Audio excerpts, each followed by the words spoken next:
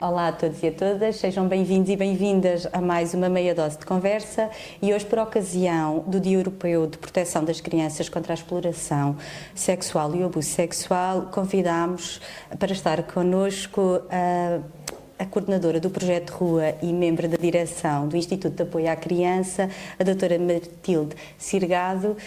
Muito bem-vinda, obrigada por estar connosco hoje. Olá, muito bom dia, o gosto é todo meu.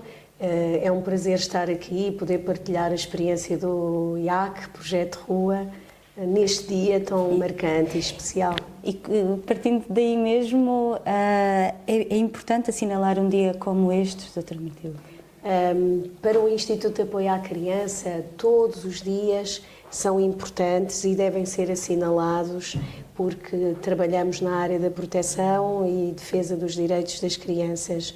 No entanto, consideramos que estes dias devem ser de facto assinalados com o objetivo de despertar a consciência da sociedade como um todo, por um lado, por outro lado, reolhar e consciencializar a sociedade também, a sociedade civil, os políticos, os decisores políticos, no sentido de alertar para que os direitos das crianças sejam também efetivados na prática e não apenas na lei, nos regulamentos, na legislação.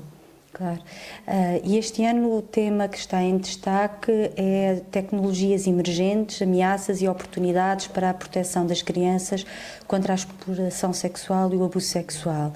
E o que é que podemos dizer sobre esta matéria tão atual, não é? É verdade, é uma matéria atual, controvérsia, porque de facto tem ameaças e oportunidades num instrumento que é incontornável, que é a evolução tecnológica, e o futuro das nossas crianças está relacionado e impactado com esta realidade.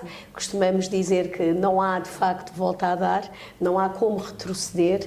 No entanto, e precisamente por termos esta consciência, temos que pensar que factos como a inteligência artificial, a realidade virtual aumentada, são de facto desafios que vieram para ficar. O que é importante para as nossas crianças? É identificar com muita clareza e com muita honestidade as ameaças no sentido da sua proteção.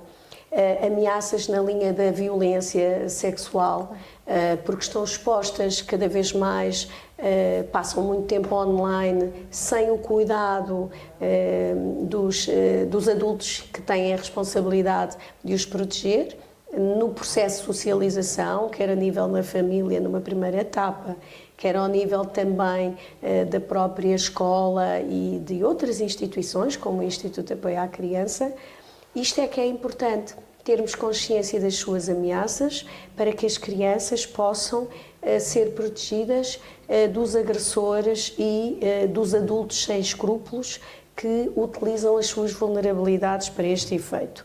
Há efeitos e estão expostos a efeitos nocivos e que prejudicam também o seu desenvolvimento psicossocial. No entanto, não podia deixar de ser daí a dualidade e a complexidade deste tema, é que também existe uma panóplia de oportunidades. Claro. E isso não podemos deixar de frisar e até esclarecer e informar as nossas crianças, adequando cada utilização à sua idade.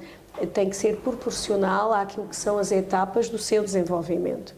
E, por exemplo, estas oportunidades podem passar pelo facto de a própria inteligência artificial ser um instrumento para desenvolver as competências, para nos ajudar a encontrar os infratores e a dissuadir os infratores e a bloquear sites, a identificar quem não está a cumprir, a ajudar na proteção dos dados das crianças, da sua individualidade e da sua segurança. Portanto, não podemos fechar os olhos à panóplia de oportunidades que temos, mas temos de conhecê-las bem para podermos agir melhor, não é? Para poder prevenir, agir claro, melhor, acima de tudo. No fundo, temos que conviver com os dois contextos, como em tudo na vida, e aqui com maior nível de responsabilidade. Claro. E de facto, num tema como este, e sabendo que cada criança até pode reagir de um modo diferente, podemos identificar aqui sinais de alerta também quando a criança pode estar não só exposta a estas situações, mas em situação até de ser vítima de abuso sexual. Podia-nos falar aqui um bocadinho sobre como é que podemos identificar estes sinais de alerta? Sim, este tema é um tema particularmente sensível e a nossa sociedade até ainda tem, mesmo estando situado na União Europeia, um continente muito moderno, com grandes avanços, mesmo na área da proteção da infância e juventude, há cerca de 2 décadas a criança não estava no centro da agenda de prioridades das medidas e políticas. Hoje vemos e assistimos e convivemos com diretivas, convenções que protegem as nossas crianças. Estamos a comemorar também próximo desta data os 35 anos da Convenção dos Direitos das Crianças, em que houve de facto aqui uma transformação muito grande no olhar, quer técnico, quer no cuidado das suas famílias, em que as crianças encontraram o seu lugar como sujeito total de direitos, por um lado, e também quando há um choque entre outros direitos, o direito dos animais, o direito das famílias, dos adultos, o interesse superior da criança é fundamental. Portanto, é sobre este prisma que vamos fazer esta pequena reflexão.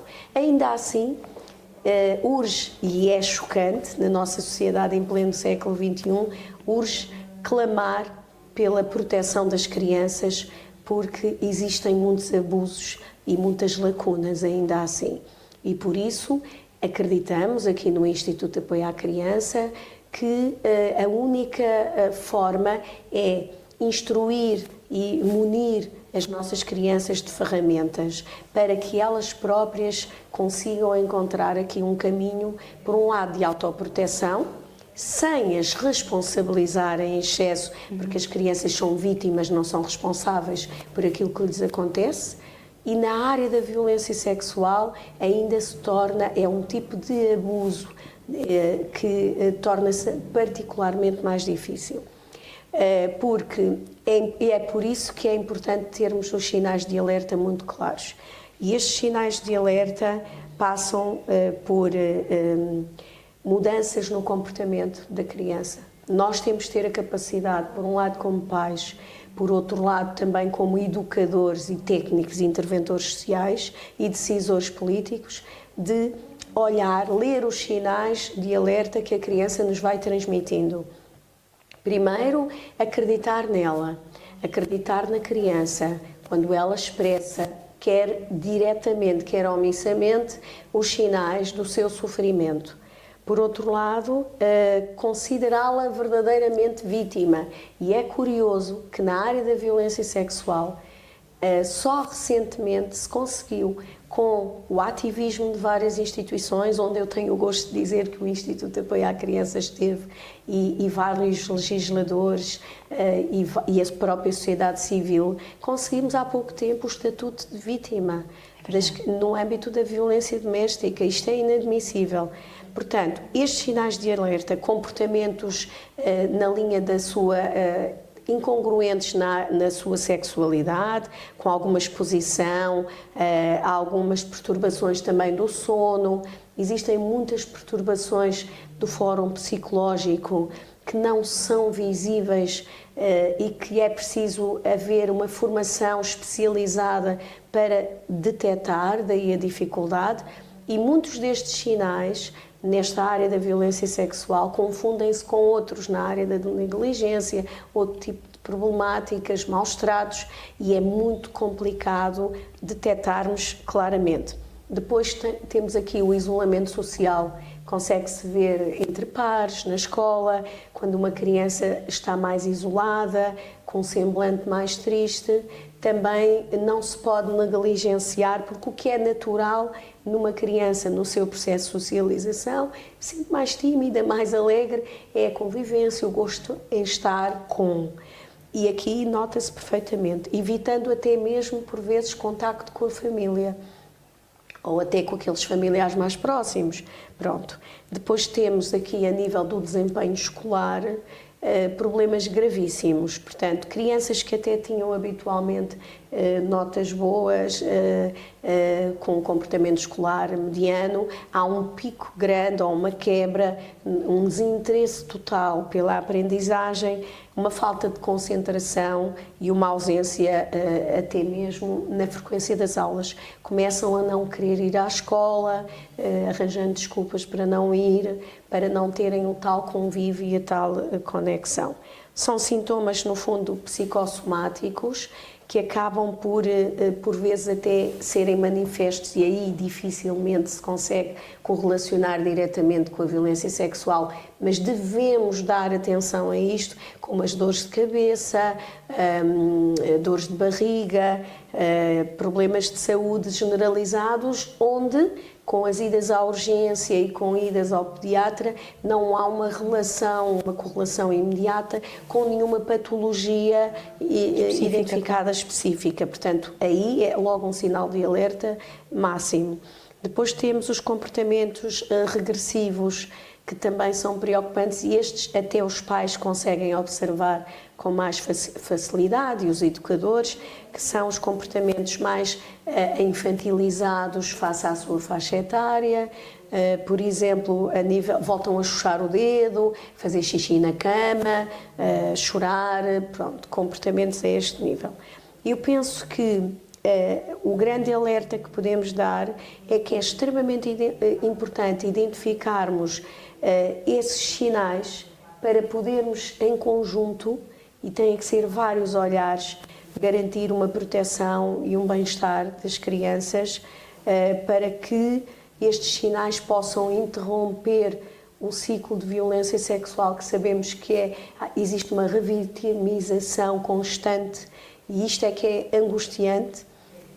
Portanto, temos a obrigação de travar no imediato e, por outro lado, tratar e cuidar da criança. Claro. Matilde levantou aqui questões fundamentais. O desenvolvimento da criança fica altamente comprometido, não é? Sem dúvida. E as questões psicológicas e que são reveladas nos comportamentos são de facto importantes. Há uma dimensão de não conseguir lidar com aquilo que se está a sentir. E daí aparecerem todos estes comportamentos que à partida não nos parecem até do foro de uma situação destas. Portanto, estarmos todos alertas e percebermos que quando as nossas crianças não estão a agir da forma como era habitual, correto. Devemos ter este olhar e permitir que elas se possam depois expressar, não é? Sem dúvida, sim. E nesse caso, como é que nós devemos proceder? Acho que já acabou por dizer, mas existem aqui estas orientações, o que é que devemos fazer no fundo? Quando há aqui esta suspeita, quando já formalizamos dentro de nós que uma criança pode estar nesta situação? Isto é extremamente importante, porque sem nenhum sentido pejorativo, na avidez de ajudarmos, por vezes estamos a prejudicar ainda mais. Assim que se identifiquem os alertas, mesmo sendo os pais, os familiares, têm que saber como lidar com tamanha revelação, e é para nós um dos crimes mais hediondos que pode haver, e portanto muitas vezes nós não sabemos fazer, sejamos profissionais ou até os pais, amigos, vizinhos, ficamos tão perplexos que não sabemos como agir, e é extremamente importante para a salvaguarda também da proteção e da confiança da criança, escolhermos bem o que fazer no momento imediato. E aquilo que é a experiência do Instituto Apoio à Criança, a primeira não há receitas, não é? Não existem. A primeira atitude assertiva é confiar na criança, transmitir-lhes confiança e, se houver uma suspeita de violência sexual, mesmo que não seja confirmada, de violência sexual sobre a criança, é crucial agirmos rapidamente para protegê-la. E então, algumas recomendações podemos chamar assim: termos uma atitude de escuta e acolhimento. Escutar a criança com muita atenção, expressar que estamos com ela sem mostrar indignação, repúdio, portanto, transmitir-lhes muita confiança e segurança. Reforçar que ela fez bem em contar, caso haja um momento de revelação, porque por vezes há. Dizer acima de tudo que ela não é culpada de nada. Este é o primeiro passo para conseguirmos depois toda a colaboração e envolvimento da criança que é necessário neste processo. Depois, para além disso, é não interrogar. Deixemos esta parte para quem é especialista e acreditem que mesmo dentro da área da infância e juventude, nem todos nós somos especialistas na resolução e no apoio das crianças a este nível. Aqui tem que haver mesmo uma formação muito grande, muito especializada e direcionada, e não são todos os colegas que podem agir. Muito menos um processo de revitimização e de interrogatórios constantes, desadequados e inapropriados. Portanto, a primeira coisa que temos que nos lembrar, mesmo sendo nós os pais, é acatar a informação, gerir, agir, mas não interrogar a criança. Porque evitar fazer perguntas sobre a premissa, como foi, o que é que sentiste, ou tentar obter detalhes para agir rapidamente, isso não é o melhor caminho. Portanto, temos que deixar isto para os profissionais treinados na matéria. Depois devemos apontar tudo, documentar na nossa mente e tirar notas para que se possa, quando formos ouvidos ou reportar ou fazer a denúncia, termos ali os detalhes e os sinais e não desvalorizar nada. Isto também ajuda muito no processo.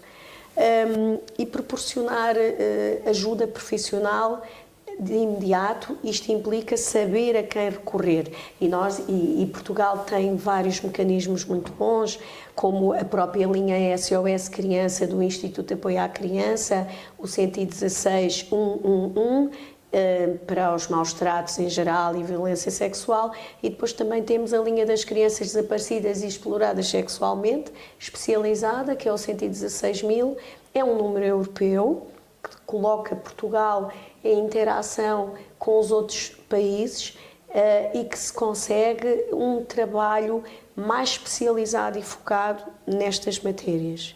Depois temos também a linha da Polícia de Segurança Pública, o próprio 112, para algumas situações de emergência, mais que não seja no sentido de pedir orientação para um encaminhamento mais especializado.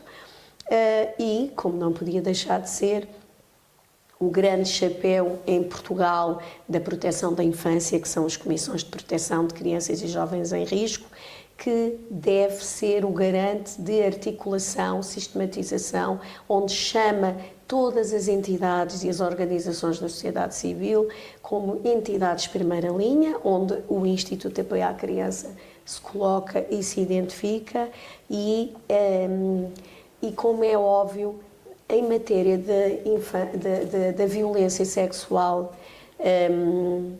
todas as regras e procedimentos no âmbito da Comissão fomos desaconselhados e o IAC realmente também contribuiu para isso.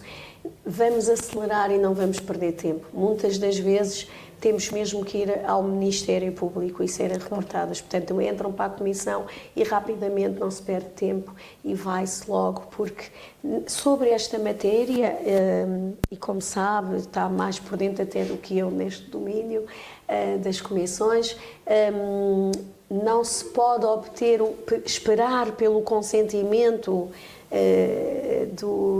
dos pais, quando, por vezes, nós sabemos, cerca de 80%, 70 e tal, 80% dos casos, infelizmente, são intrafamiliares. E esses casos são, obviamente, já estão no âmbito do Ministério Público, já foram, aliás, do processo judicial de promoção e proteção, desde, julgo eu, 2015, felizmente que estes casos já foram colocados noutra esfera. E foi um grande avanço, porque perdemos muitos anos, porque como é que se pode idealizar que o agressor sexual da criança seja também, por vezes, aquele que tem que dar o consentimento à intervenção. Sim, o seu protetor, efetivamente. Não poderia, claro. Porque não está a cumprir aquilo que seria de esperar que fosse o protetor garante da saúde e do bem-estar da sua criança. Neste caso, a nível estatística, a evidência científica diz-nos que cerca de 70% a 80% dos casos de violação, nem sempre tem que haver violação, como sabemos, por vezes a violência sexual sobre as crianças é das problemáticas mais complexas, porque ela muitas das vezes nasce da sedução, do falso manifestação de amor e afeto, em que algumas das crianças não conheceu outra forma de expressão do amor e pensa que assim é a forma que aquele adulto lhe está a transmitir que é amada, que é preferida, e há uma manipulação do adulto perante a criança.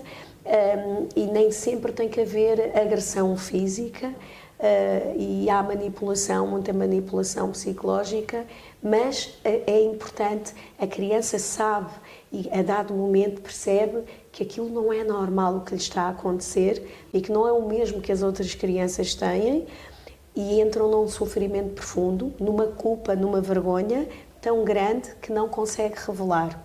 Claro. Portanto, é importante agirmos, mas é muito importante nesta matéria não sermos amadores e utilizarmos os mecanismos que existem na nossa sociedade, e são muitos, para uma resolução mais eficaz.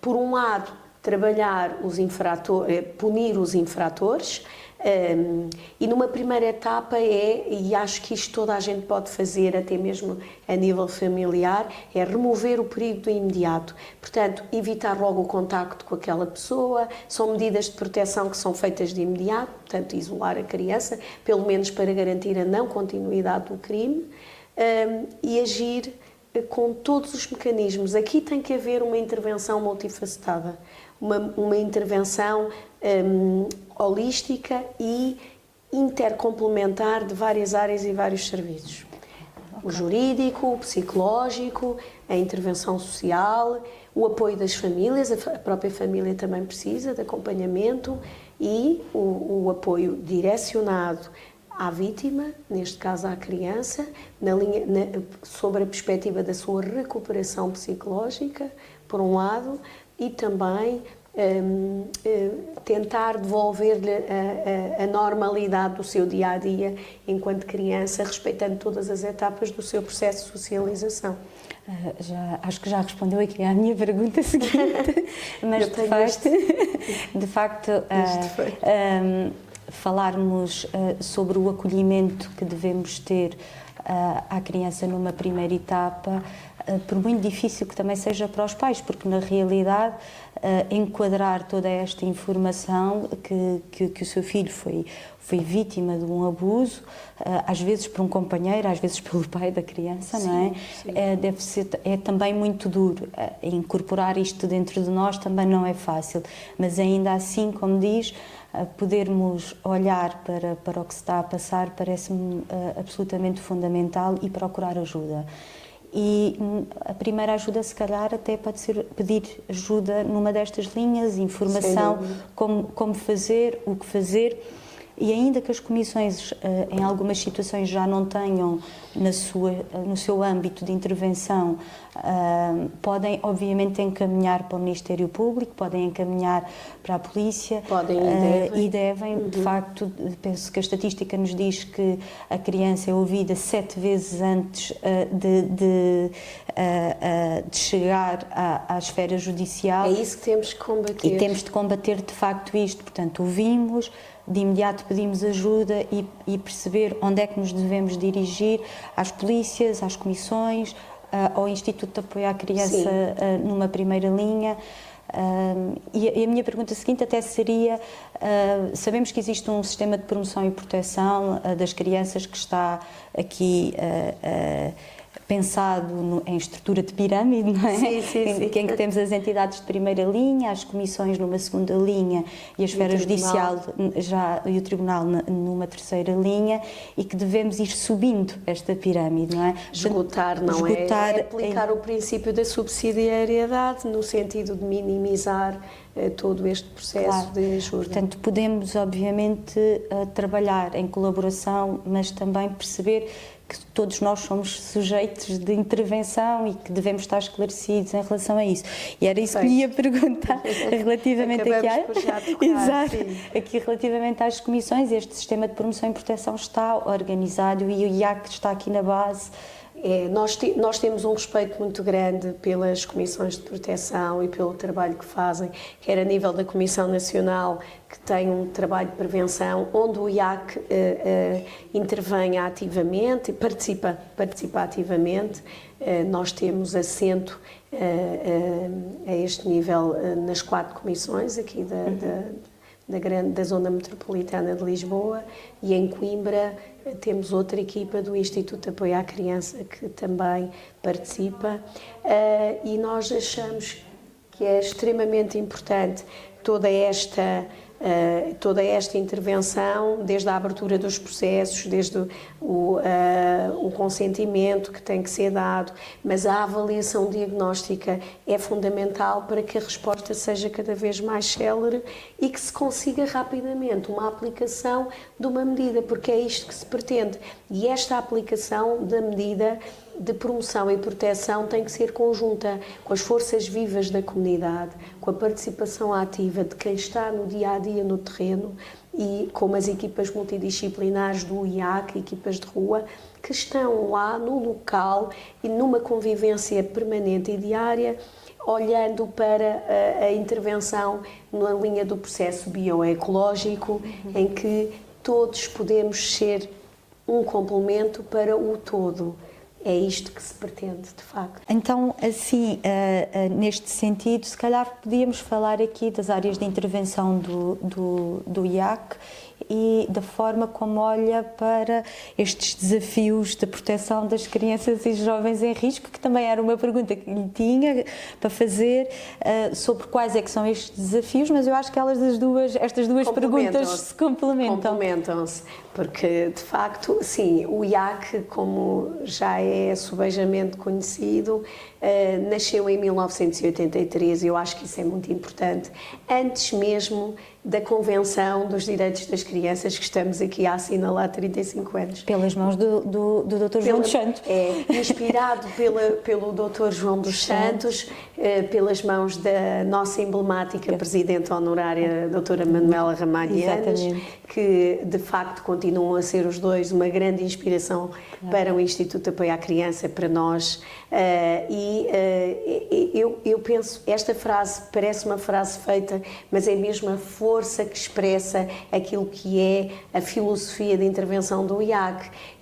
Como eles diziam os dois, a caminho de uma utopia, um instituto para a criança. Isto porquê? Porque o Instituto de Apoio à Criança não tem uma única especialização, ele tem várias áreas, tem a atividade lúdica, a linha SOS Criança, com a criança desaparecida também, o projeto Rua, das crianças de rua, que em 1989 foi criado e assumia a Europa que não existiam crianças de rua, e Portugal deu um murro na mesa, não quis ter a cabeça debaixo da areia e disse que existia e que não era só um problema de África, e criou um projeto inovador que foi ao encontro destas crianças no local onde elas estavam, para resolver problemas de base, problemas de pobreza, problemas de relacionamento, e é muito interessante e dava quase um programa só a falar deste projeto. Depois temos também o apoio jurídico, que é muito importante na linha da mediação e apoio na orientação jurídica, quer na parte da alienação parental, nas questões das responsabilidades do poder paternal, onde a criança é uma moeda de troca quando há um divórcio, e outras questões também na área jurídica, e o atendimento psicológico. Por isso, quando foi a altura da pandemia, nós criamos um serviço transversal aos nossos vários setores, a 3, que foi o consultório social. Este consultório dá uma resposta aqui na cidade, na zona metropolitana de Lisboa, conjugada, concertada nas 3 áreas. Por isso é que eu acho que o IAC tem uma visão global da criança como um todo, o garante da proteção dos direitos. Temos também a parte do direito a brincar, a atividade lúdica, e que é às vezes muito esquecido este direito, mas ele é a base para o desenvolvimento das crianças. Claro, o direito de simbolizar. O símbolo, e é assim que se criam cidadãos equilibrados e com bem-estar e dignidade. E também a humanização do atendimento às crianças, dos serviços de atendimento, desde os centros de saúde. Lá está, falávamos há pouco da audição da criança repetidamente. As salas dos tribunais têm sido humanizadas pelas equipas do Instituto Apoio à Criança, algumas, deveríamos ter mais, salas adaptadas e adequadas, na linha da justiça amiga da criança, com os brinquedos adequados, com as cores, com a posição das cadeiras certas. Isto minimiza o sofrimento que a criança tem neste processo também de revitimização durante o processo de tratamento e apoio. Temos uma rede nacional, que é a rede Crescer, Construir Juntos, que tem várias instituições, incluindo a Ilha dos Açores. O IAC criou em 1997 e dinamiza até hoje, no sentido de autoformarmos, partilharmos experiências, quebrar tabus e melhorar. A perspectiva é sempre melhorar as nossas práticas, porque trabalhamos todos na área da infância e juventude.